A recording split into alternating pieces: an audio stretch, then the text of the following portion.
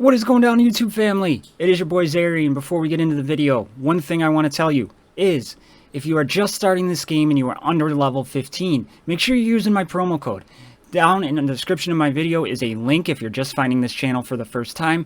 Click that link to download Dragon Champions on iOS or Android. Once you do that, click the cog setting, wrong way, right there above me. Click that cog setting. Inside the cog setting, you are going to see the use promo code. Make sure you're clicking on that. When you're in the promo code, type in XMG gift.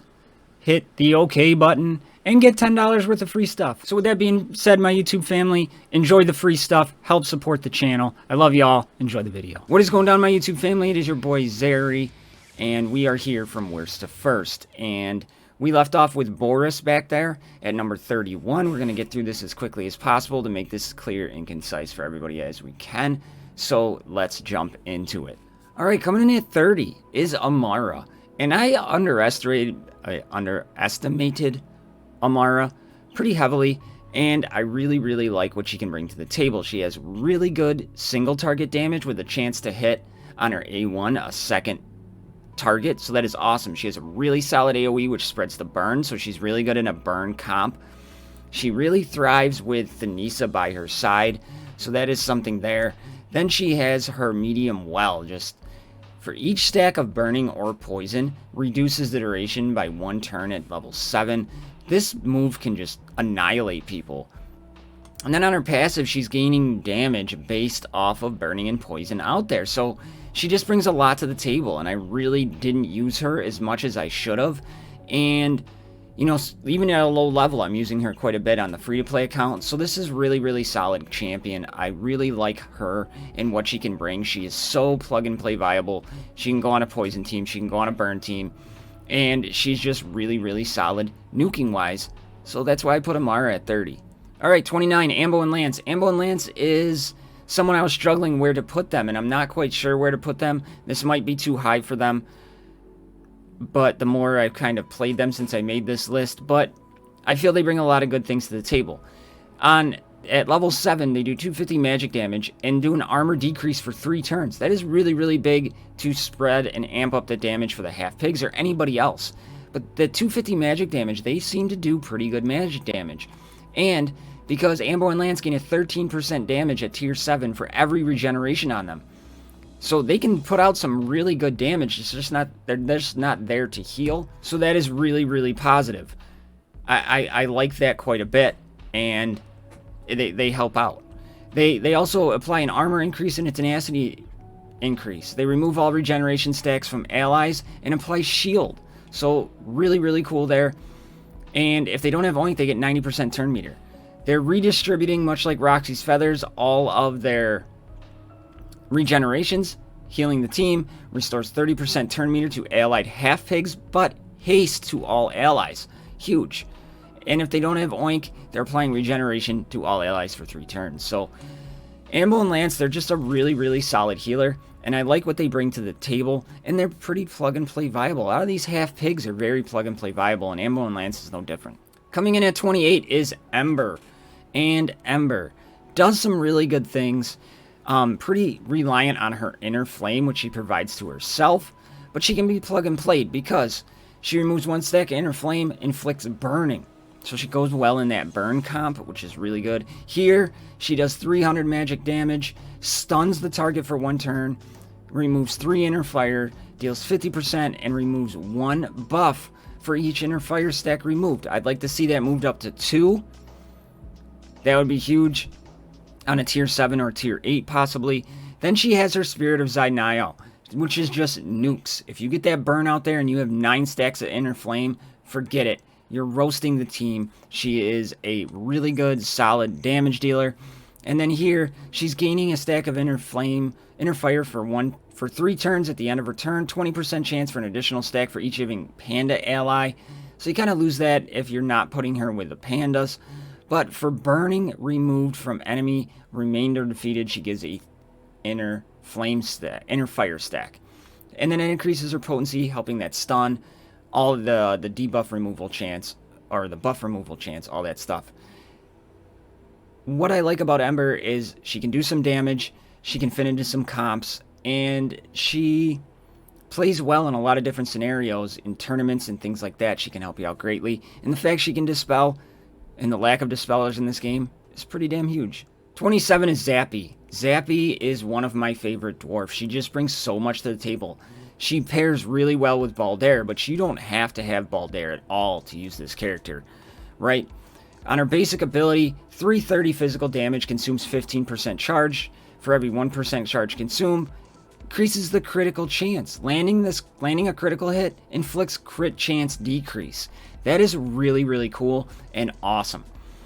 I have T7 all of her abilities. That's how much I like her. Her AoE, 330, prolongs armor decrease, just increasing your overall damage for 2 turns, consumes 25% charge, and then puts daze on. She can cripple goblin teams.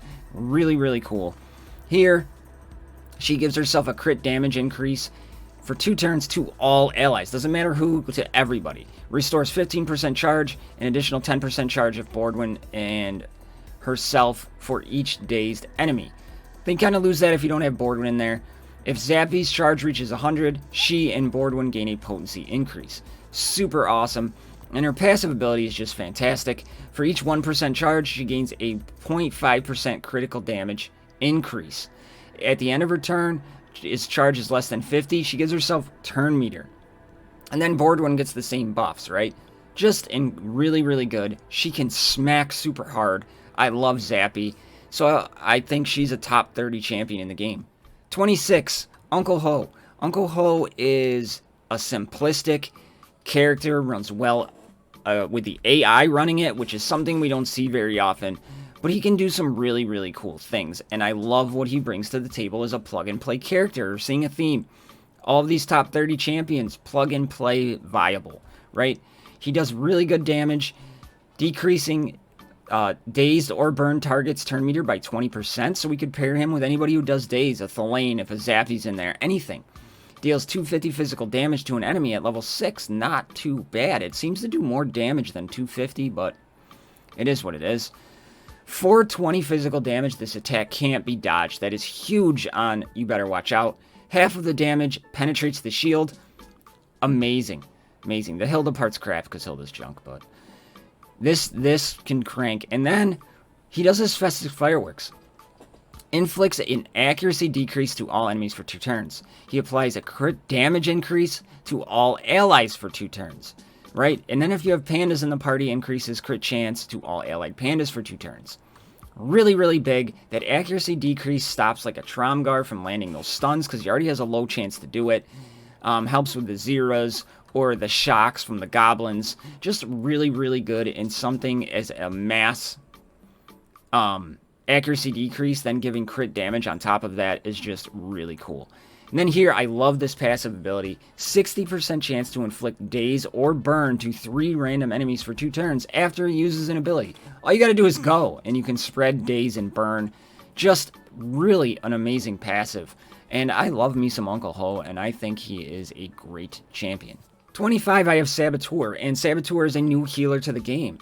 And if you can keep Saboteur alive, he is one of the biggest pains in the butts, in my opinion. I hate fighting a well-built Saboteur. In the early levels, and he's squishy, forget it, you can get him out of there in 2 seconds. But I love the fact that Saboteur is... He just brings so much to the table. At level 7, 240 magic damage. If the target receives damage to its health, buff immunity. That is massive. Massive. It can stop tanks. It stops a lot of things. I just really, really like his basic ability with that buff immunity chance, but you gotta hit the health, right? At level 7, heals all allies for 540 magic damage. That's a lot. Allies with full health instead get shield equal to 270, right? So they cut it in half, and applies an potency increase to all orcs for 2 turns. Really, really good. Right here, removes all debuffs from himself. So he's at least dispelling himself, because a lot of people try to go after him. And I love it. And all allies armor increase for 2 turns. Applies himself and hard arc debuff immunity for 2 turns. Inflicts slow and daze to all enemies afflicted by ability block or buff immunity. A lot of caveats, but man, when it all lands, he is a monster. Saboteur gains 10% magic damage and 5% potency for each enemy afflicted by at least one debuff. If you're running him on an orc team, or pretty much any team, debuffs are all over the place, increasing his magic damage and potency for each enemy. So if every enemy has a debuff, especially under a Zera lead, man, watch out. It's going to be awesome. Saboteur, well-built, endgame is just really viable and extremely plug-and-play, and I do like it a lot. 23 is Tubald for me, and I love Tubald. I think he's a great character, but I just don't seem to use him very often, but I definitely feel he is a top 30 champion, just by strictly the damage he can deal, right? And I have all of his abilities level 7 as well. 340 magic damage, consumes 10% charge, inflicts bleeding for 2 turns. So bleeding cuts right through, shield right to health, super good ability. Here, his crushing shot is just amazing. Dazing, 540 physical damage, prolongs the effects of bleeding. If this target is not inflicted by bleeding, restores 20% charge to himself and tool. Awesome. Then here, emergency recharge, gives himself a crit chance increase, crit damage increase, so you don't have to stock as much crit chance if you don't want to. I still kind of recommend you do, especially at gear level 11, but restores charge to all allied dwarves. That is massive. Then, for every 2% of his charge, he gains accuracy and penetration. Penetration just amps up his damage. If Tubald's charge is less than 50%, he gains 25% charge on a critical hit.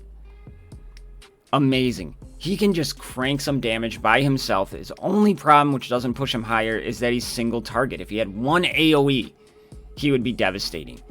I love Tubald. I think he's a great champion, and I might have ranked him too high, but I don't care. Roast me on it. 22 is Antelius. Antelius is a newer champion to the game, and he is just like Tubald.